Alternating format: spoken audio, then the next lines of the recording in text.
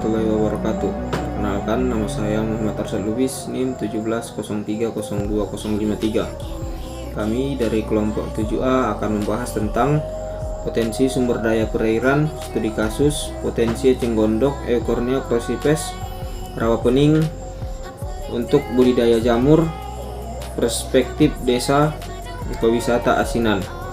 Nah, sebelumnya perkenalkan kelompok anggota dari kelompok kami. Yang pertama yaitu Dria Renavisi NIM 17030225. Yang kedua Melia Sinta NIM 17030227. Yang ketiga Valencia Hutajulu NIM 17030241. Dan yang terakhir saya Muhammad Arsyad Lubis NIM 17030253. Nah, langsung saja. Saya akan membahas tentang rawa pening.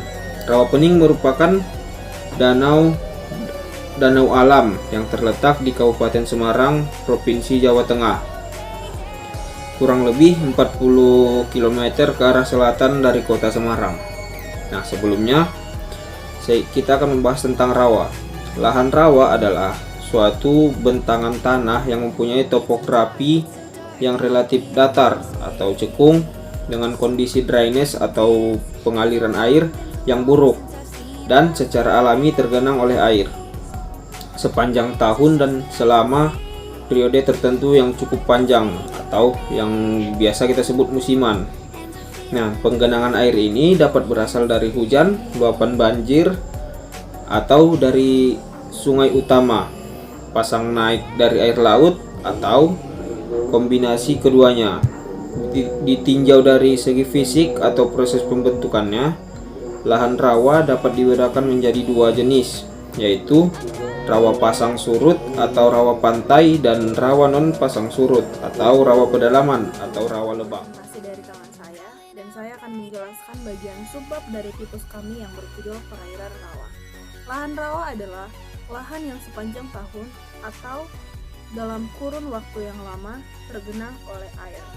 Hal ini terjadi karena topografi atau bentuk dari lahan rawa biasanya datar dan rata serta jauh dari permukaan air laut. Kita juga mengetahui bahwa perubahan air yang ada di rawa itu terjadi karena naik turunnya air atau yang biasa disebut dengan hidrologi.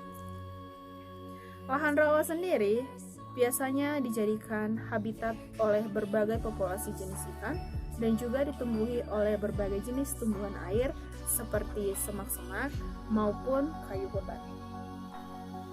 Apakah perairan rawa pening ini perlu dikelola? Nah, perairan rawa pening ini perlu dikelola karena dengan adanya potensi perairan eceng gondok yang ada di perairan rawa pening ini berdampak positif dan dapat dilakukannya pengelolaan di kabupaten ini.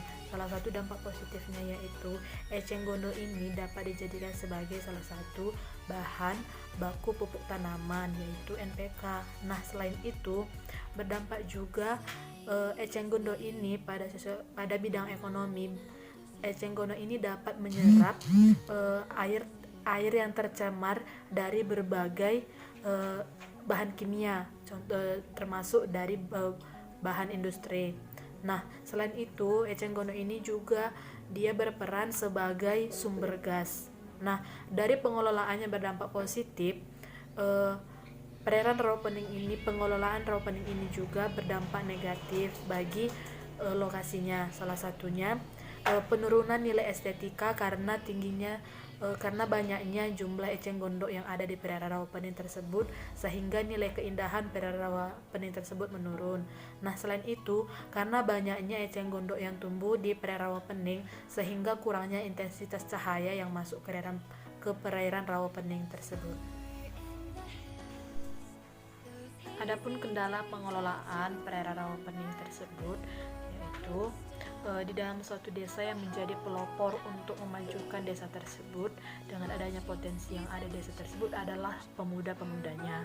Nah, namun di warga asinan ini, pemuda yang sebagai pelopor untuk memajukan desa tersebut belum memiliki kegiatan yang bersifat untuk memajukan desa tersebut, sehingga berkembangnya desa tersebut belum berkembang secara optimal.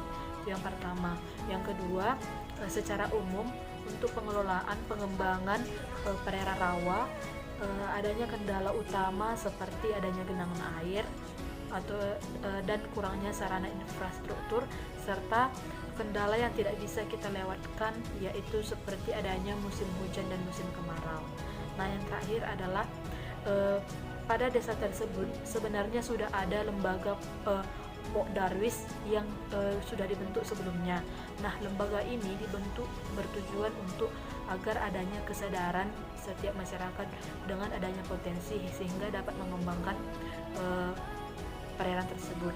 Namun lembaga tersebut sudah ada namun tidak dijalankan.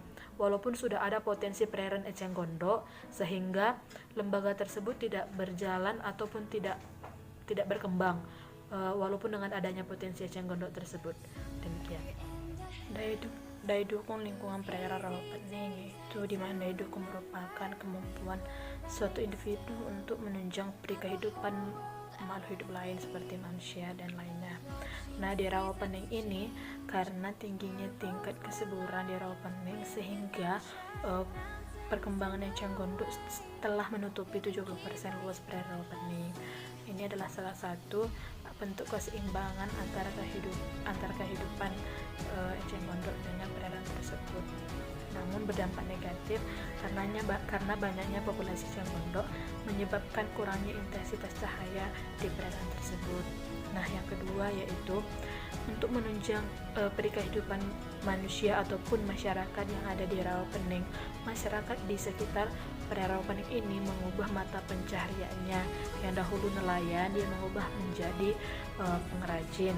Dan ada juga masyarakat yang dia memberdayakan masyarakat lainnya, yaitu untuk meningkatkan ekonomi dengan cara menggunakan humus Eceng Gondok. Karena banyaknya populasi Eceng Gondok yang di perairan rawa tersebut, jadi masyarakat ini memberdayakan masyarakat lain menggunakan humus Eceng Gondok ini, dan humus Eceng Gondok ini digunakan sebagai media tanam jamur kancing. Nah, hal ini untuk meningkatkan ekonomi masyarakat di sekitar perairan Rawapening tersebut. Dari hal ini kita lihat bahwa adanya keseimbangan antara satu makhluk hidup dengan makhluk hidup lainnya, yaitu khususnya di segi ekonomi. Adapun tujuan pengelolaan dari perairan Rawapening tersebut yaitu salah satunya untuk meningkatkan potensi sumber daya perairan yang ada di perairan Rawapening, yaitu dengan adanya populasi Eceng Gondok, di mana dengan adanya populasi Eceng Gondok ini masyarakat yang ada di sekitar tersebut dapat memanfaatkan Eceng Gondok ini untuk meningkatkan ekonominya. Nah, selain itu Eceng Gondok ini juga berguna sebagai menyediakan air yang cukup bagi tanaman. Selain itu juga menjaga kelestarian gambut agar tidak rusak dan terhindar dari pengeringan. Nah, selain itu Eceng Gondok juga dia berperan sebagai keberhasilan tingkat usaha tani di lahan Rawapening. Dan Eceng Gondok ini tujuannya untuk menjaga kelangsungan hidup, seperti dia sebagai simpanan karbon dan keanekaragaman hayati lainnya. Jadi tujuan pengelolaan yang paling pentingnya itu untuk meningkatkan potensi sumber daya perairan Rawapening dengan adanya Eceng Gondok, serta dengan peran dan fungsi Eceng Gondok ini tersebut dapat membantu meningkatkan potensi perairan Rawapening. Selanjutnya, saya akan menjelaskan cara mengatasi atau solusi dari kendala di perairan Rawapening Kabupaten Semarang, yaitu dengan melakukan pemanenan Eceng Gondok secara bertahap dalam skala besar dan dengan teknik pengeringan menggunakan oven.